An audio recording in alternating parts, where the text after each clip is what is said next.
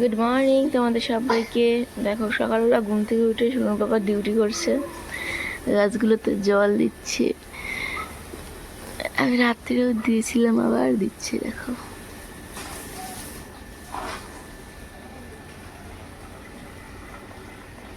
এই যে দুষ্টু মেয়েটা পড়ছে না, দাঁড়িয়ে আছে এখানে হাঁ করে পেপু পেপু পেপু। এই দেখে দেখো বিছানার কি অবস্থা। এখন 7:30 বাজতে চলছে। দেখো উঠে বিছানাতেই শুয়েছিলাম, উঠতে ইচ্ছা করছে না, এত ঠান্ডা। তো দেখো বিছানা টিছানা গুছিয়ে দুটো ঘর ঝেড়ে চলে এলাম বাইরে উঠোনটা ঝাড়তে।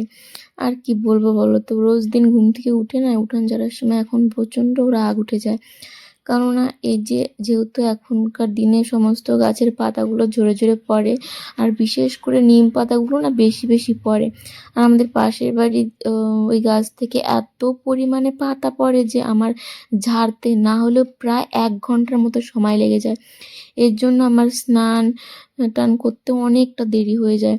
সত্যি সকালবেলা উঠে একটা কাজে যদি এতটা টাইম লেগে যায়, তাহলে ভাবো তো যাদের একার সংসার তাদের কতটা অসুবিধা হয়। এর জন্য আমি বলেও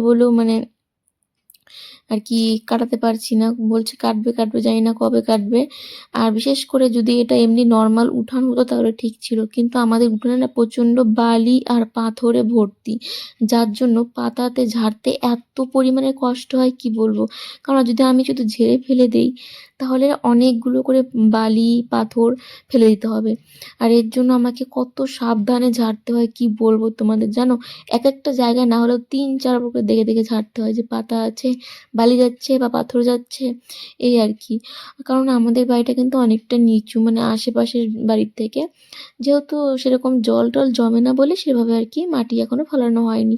সে তোমরা দেখে বুঝতেই পারছো অনেকটাই কিন্তু নিচু। আমাদের ঘরগুলো না হলেও কোমর পর্যন্ত আর কি উঁচুতে আছে, আমাদের উঠোন থেকে আর কি সিঁড়িতে উঠতে হয়। তো এর জন্য আর কি আরও অনেক মাটি ফেলতে হবে। তো দেখা যাক সেগুলো কবে হয়। আর এদিকে দেখো ওই যে কত পাতা, আর এই দেখো ওই যে বালি পাথর সব, তাও অনেকটা চলে এসেছে এখানটায়, অনেক সাবধানে ঝাড়ার পরেও। তো এখন আমি দেখো আলাদা করে নিচ্ছি, তারপরে হচ্ছে বালি আর পাথরগুলোকে আবার উঠানেতে ঝেড়ে দিয়ে আসবো। আমার না ভীষণ খারাপ লাগে যে মানে এতগুলো করে যদি রোজ দিন ঝেড়ে ফেলে দিই তাহলে দেখবে আমার বাড়িটাই মানে আরও নিচু হয়ে যাবে। হয় না, তুমি রোজ দিনের জিনিসটা জমিয়ে দেখবে কতটা পরিমাণে বেড়ে থাকে। তো এরকমই আমি আগে যখন ঝাড়তাম ওটা ঠিক বুঝতে পারতাম না। তারপরে একদিন ভেবে দেখলাম না অনেক তো মাটি চলে যাচ্ছে রোজ দিন ফেলতে ফেলতে। তারপরে থেকে এখন একটু মানে টাইম বেশি লাগে, কিন্তু একটা মাটি না যায় সেভাবে আর কি ঝাড়ি, তবুও তো মাটি যাবে, কারণ এত পরিমাণে পাতা। দেখো এত পরিমাণে পাতা, সত্যি গ্রামের যাদের বাড়ি তাদের উঠোনেও এত নোংরা থাকে না, আমাদের উঠোনে এত মানে পাতা পড়ে থাকে। সকালবেলা ঘুম থেকে উঠে এগুলো দেখলে না ভীষণ মনটা খারাপ হয়ে যায়। তো তারপরে দেখো স্নান টান করা হয়ে গেছে, আজকে পুজোটা সোনুর বাবাই দেবে। আজকে তাড়াতাড়ি চলে যাবো রান্নাঘরে। অন্যদিন আমি যদি পুজো করতে যাই তাহলে রান্নাঘরে ও কিছু না কিছু সকালে খাবার ব্যবস্থা করে আর কি। তো আজকেও দেখলাম ভাত বসিয়েছে আলু সিদ্ধ দিয়ে। তো দেখো এখানে ভিডিও হচ্ছিল, ও জানে না, যেই দেখলো ক্যামেরা অন বেশ সরে গেছে, ওটা দেখে যে আমার হাসি পাচ্ছিল কি বলবো। যেন কি চুরি করতে গিয়ে চোরের মধ্যে ধরা পড়েছে, এমন একটা ব্যাপার হয়ে গেছে। তো দেখো এখন হয়ে গেছে, যাবো আমি রান্নাঘরে। আর আজকে আমি দেখিও হচ্ছে পেঁপে আর আলু সেদ্ধ দিয়েছিল, আর এদিকে আমি একটা চচ্চড়ি টাইপের রান্না করব আলু বেগুন দিয়ে, তার সাথে পেঁয়াজও আছে আর টমেটো আছে একটা। ভীষণ ভালো লাগে খেতে, দেখবে তোমরা যদি যারা যারা খাও তারা বুঝবে। আর এটার মধ্যে যদি ছোট ছোট গুঁড়া মাছগুলো হয় না সেটা দেওয়া যেত তাহলে তো আরও বেশ ভালো লাগতো, পুরো জমে যেত খাওয়াটা। তো দেখা হয়ে গেছে আমার চচ্চড়ি রান্না।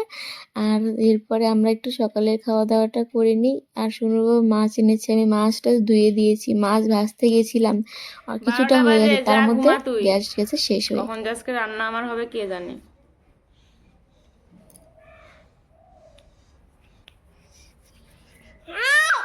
এটা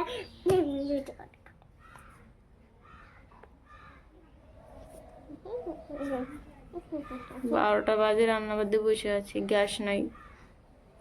কখন গ্যাস নিয়ে আসবে কে জানে। চল তোর খাওয়া হয়ে গেছে, ঘুমা চল।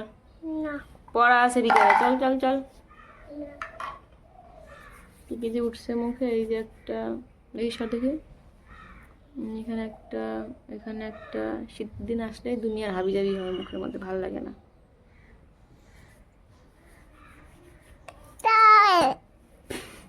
সবাই দেখে পাবে। চল ঘুমাবি চল। তো সোনুর তো খাওয়া দাওয়া কমপ্লিট, ওকে শুয়ে দিয়ে এসেছি, বলেছি ঘুমোতে, তাও ঘুমোচ্ছিল না জানো। আর তখন বাজে হচ্ছে 1:30টার মতো, গ্যাস কিন্তু তখনও দিতে আসেনি।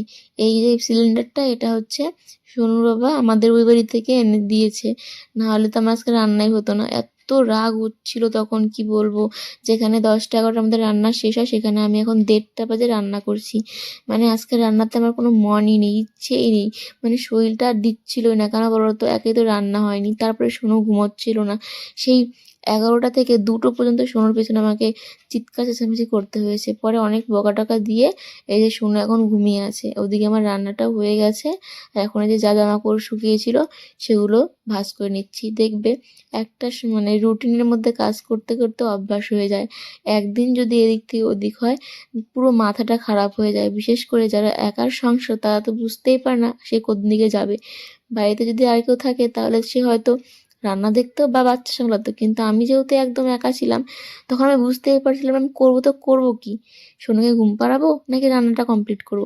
এই ভেবে ভেবে মাথাটা এত ব্যথা হচ্ছিল কি বলবো, সত্যি আর পারছিলাম না। এগুলো গুছিয়ে চলে যাই, তেল দেবো এখন মাথায়।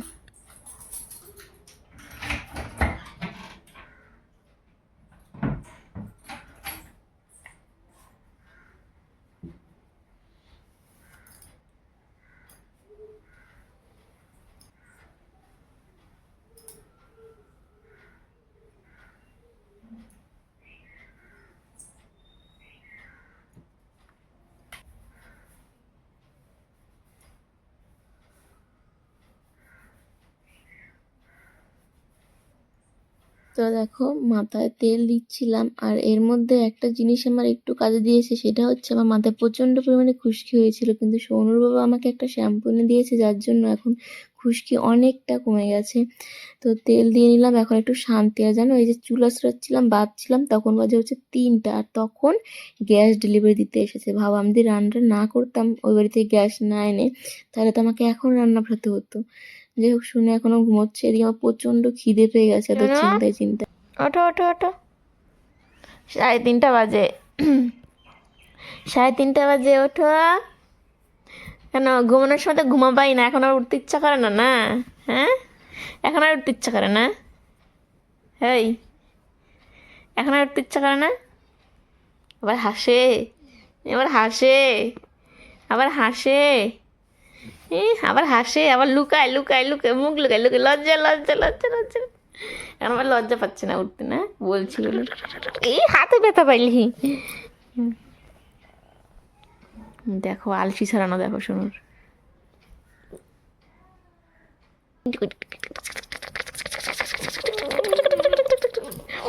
তুমি যখন এরকম করো সকালবেলা আমাদের সঙ্গে, তখন ওঠো ওঠো, আমাকে মুখ ধুয়াই দাও, আমাকে খাবার দাও, তখন দেখো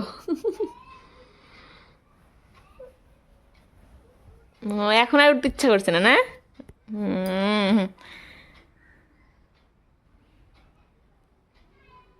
আমার পুরা খিদা পাইছে, আমি ভাত না খেয়ে বসে আছি তোমার জন্য, তুমি উঠবা তারপরে খাবো। হুম, কি হুম, ভাত খাবা না? পড়া আছে কিন্তু, চলো ওঠো, আসো ওঠো ওঠো ওঠো। তো দেখো আজকে নাকি আবার সোনুর পড়া নেই, তো ভাবলাম তাহলে ওই বাড়িতে যাই। তো এখন বাজে হচ্ছে 4টা, আমি আর সোনু ওই বাড়িতে যাচ্ছি। আর দেখো কী কী যে মুখের মধ্যে উঠছে, সত্যি আর ভালো লাগছে না। তো চলো ওখানে যাই। ওখানে আবার একটা বাড়িতে আজকে হচ্ছে ভোগ আছে। তো দুপুরবেলা আমার ফোনও করেছিল, বলেছিলাম যেতে পারবো না, সোনুর পড়া আছে। তো এখন তো পড়া নেই, ওখানেই যাচ্ছি এর জন্য। তো চলো। আচ্ছা,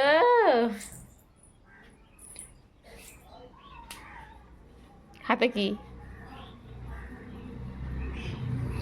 রেডি? তুমি রেডি যাওয়ার জন্য? রেডি হও নাই? তাহলে কি হয়েছে তুমি?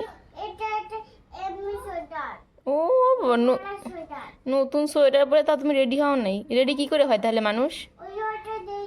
কোনটা দিয়ে হয়? ওইটা দিয়ে হয়। ও চলো এখন। কোথায় যাচ্ছ তুমি?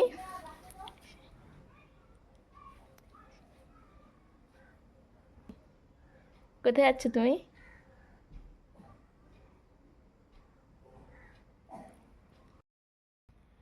তো দেখো এখন বাজে হচ্ছে রাত 10টা। সোনু এইমাত্র ঘুমালো আর আমি এখন ভিডিও এডিট করছিলাম। তারপর দেখি ভিডিওটা আর ওই বাড়িতে গিয়ে কমপ্লিটই করতে পারিনি, মানে সময়ই পাইনি, মানে এখান থেকে ওখানে ওখানে অনেক জায়গায় গিয়েছিলাম এর জন্য।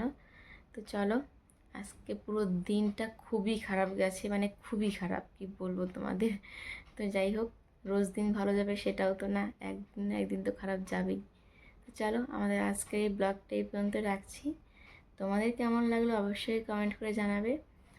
আর দেখা হবে নতুন একটা ব্লগে। আশা করি তোমাদের সঙ্গে ভালো কিছু শেয়ার করতে পারবো, ভালো মতো ব্লগ শেয়ার করতে পারবো। তো চলো, ভালো লাগলে একটা লাইক করে দিও আর কমেন্ট করো কেমন লাগলো সেটা জানিও। চ্যানেলটি সাবস্ক্রাইব করে আমার পাশে থেকো। দেখা হবে নতুন ব্লগে। সবাই ভালো থেকো, সুস্থ থেকো। Tata, good night.